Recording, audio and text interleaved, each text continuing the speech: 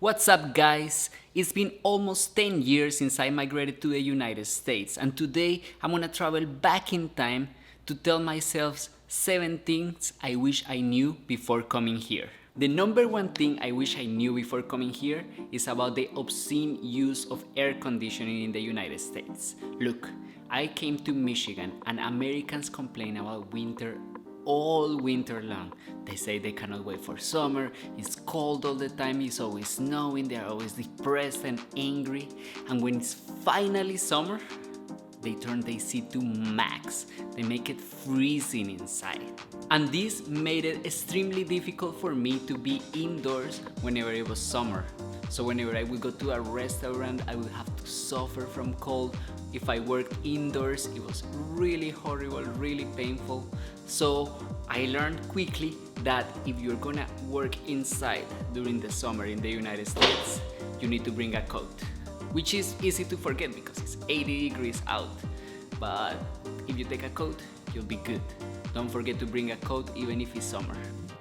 Number 2 is that because this country is huge and there is no public transport, having a car is essential.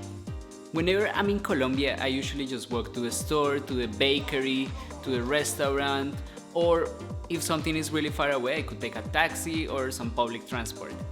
But in the United States, walking is not really an option. Everything in Colombia is close together and is small, but in the United States, just the Walmart parking lot is as big as the curvature of the earth. So walking just takes forever and there is virtually no public transport. I know some big cities have it, but where I came, not really.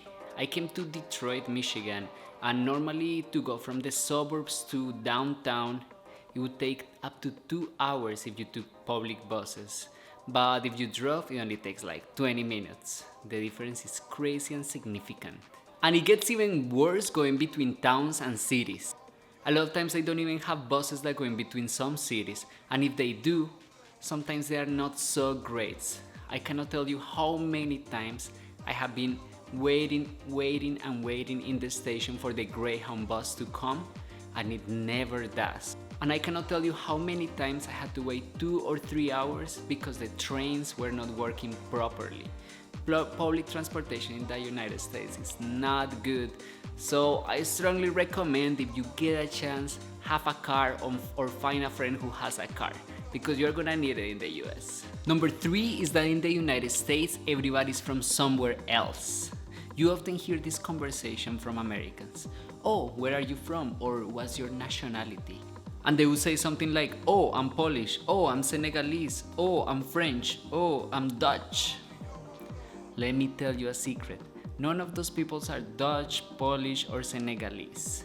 They don't speak the language, they probably have never been to this country, and they probably wouldn't be able to find it in a map. They are often talking about their ethnic heritage that probably has been lost through generations in the melting pot that is the United States. People in the US are very interested in finding the history of their ancestors and how they came to the United States. As you know, this is a big nation of immigrants. Companies like Ancestry.com and 23andMe make big money out of this.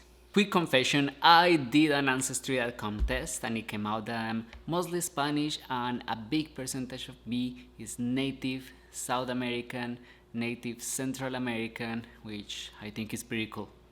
So I guess I'm becoming American. Number 4 is that Americans love the TV show Friends, but life in the US is not like Friends at all. I grew up watching the show Friends, and when I moved to the United States, I thought my life was gonna be just like that. I thought I was gonna have a bunch of friends to hang out all the time, and we were gonna have this deep connection and deep relationships, and that we were gonna have a lot of free time to hang out, get into trouble, get into relationships and all of those things, but life wasn't like that. The reality is that Americans are very friendly, very polite, very kind, but it's really hard to get into a deep friendship with Americans. It takes time, it takes effort, it takes work, so don't confuse friendliness with somebody becoming your friend right away. Also, expect to work a lot in the United States. Here there is little vacation time, and normally taking time off is frowned upon. A lot of times when Americans do have time off, they spend it working in their yards or doing work at home. You often hear in the weekends the sounds of lawn mowers and leaf blowers. There is always something going on. They work and work and work. And that is another quick thing I don't understand, is the obsession with lawns. People spend lots of money and lots of time just to keep a piece of grass nice and clean. I really don't get it. I really don't get it. Number 5 is that politics is a topic that is normally off the table. You shouldn't talk politics with Americans. In Colombia, it seems that we talk politics all the time and with everybody. That was what the conversation was with my friends in schools, with my family, and I'm not gonna say that all the conversations were civil and that they felt great, but in the United States, the thing is completely different. People here really prefer not to talk about politics because they are afraid they are gonna offend somebody, they are gonna offend the identity of somebody and what they believe, and that's just not considered polite. The 6th thing is that healthcare in the US is really, really expensive. Look, I come from Colombia. I don't come from a place like Australia or Europe where there is universal free healthcare. Not at all.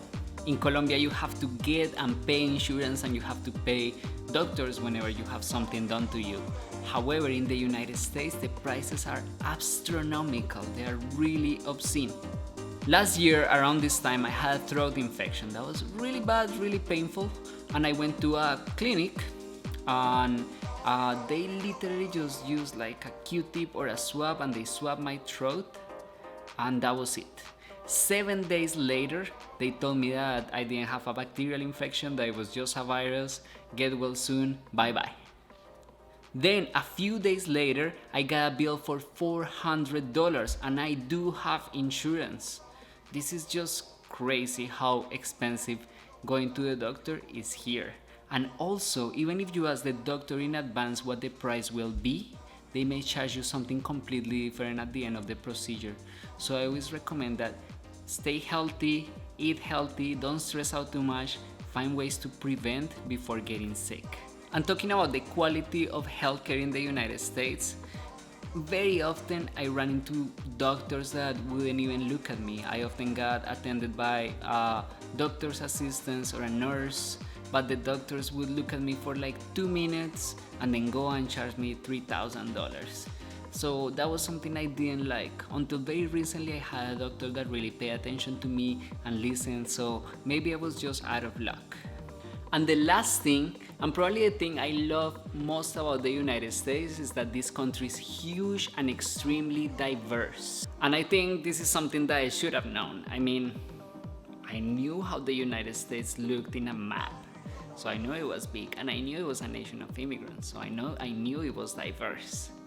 Here in the United States, I get to meet people from Bahrain, from India, from Iraq, from all over the world, and that's something fantastic that has really enriched my life.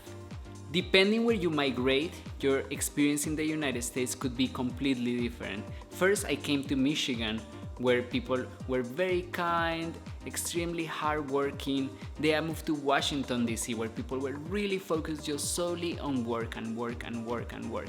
And then I moved to Arkansas, who was very different to a lot of things that I preconceived about the United States. People were more formal, they dressed up a lot, they engaged in long conversations. Don't ever get caught in a conversation with an Arkansan. You may never escape it. It is important also to understand that different states have different rules. There were many places in Arkansas where you couldn't drink at all in the counties in that state. There are other places that have legal weed. So before you move to the United States, it's important to know what community you're going specifically, what state you're going to. Are you going to an African American community? Are you going to live next to Mexican Americans? Are you going to be surrounded by white Americans? Well, even with all the negatives and all the challenges, I feel that United States is my home now. I know it's not a dreamland, it's not a perfect place. There are a lot of issues like racism, discrimination, poverty, but I feel like in this country, I can actually make a difference. And I do feel that I have an opportunity to impact and create change. Well, but I want to hear what is your perspective on the United States. If you have migrated to the United States, how was your experience? What were some of the unique things that you found? How was it different to your country? If you are thinking of ever coming to the United States to live or work or even to travel, what are some of the things that you wonder about the United States? What are some of the stereotypes that you have for Americans? Don't forget to comment below so we can all have a discussion about life in the United States. And if you like this video, don't forget to give us a thumbs up and subscribe for more videos about culture and Spanish language.